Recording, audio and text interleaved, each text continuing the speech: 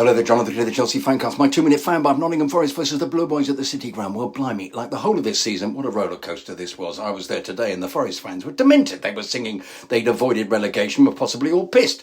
Blimey Miller goals, they were loud. They sing that ridiculous dirge, Mull of Kintyre. Fuck knows what relevance that has. It's an island in Scotland. But anyway, we were saying we needed to score to silence them. But when we did get the ball, we just tippy-tapped it left and right like little fairies, gambolling on the grass with buttercups and daisies for hats, for fuck's sake. And yet we scored. A typical threaded moment of brilliance from Cole Palmer. He put Billy Whiz through and he beautifully stabbed in. He is such a weirdo. The din diminished, but we were struggling. Forest wouldn't let it lie. They broke at speed, belted the ball regularly up the pitch at no one in particular, or fed our ex-player Hudson-Odoi, aided by our other ex-player Olna Aina.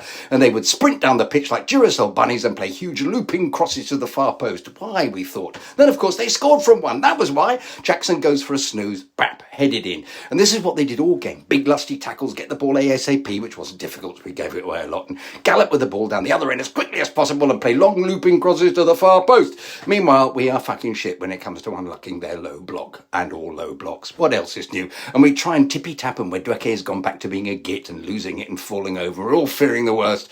Poch's reaction is to sub.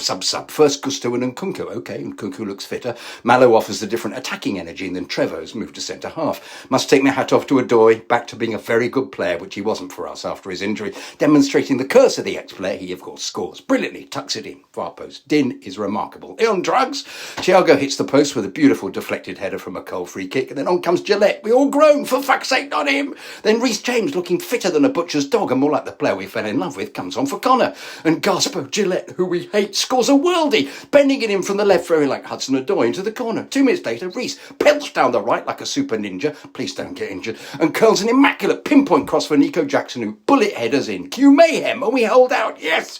Well, this gives Poch a selection dilemma. Reece, in a cameo, was supreme. Gusto has to play, though, hasn't he? And Gillette, do you pick him instead of Billy Whiz? Europe, anyone? Who'd have thought it, for fuck's sake? And Poch says he's staying. Whoa! I'll be back in the Fancast tomorrow, Sunday at 7:30 tomorrow, with Chidge and Dean Mears to discuss his first away win for 3 months. Watch us on YouTube and Facebook.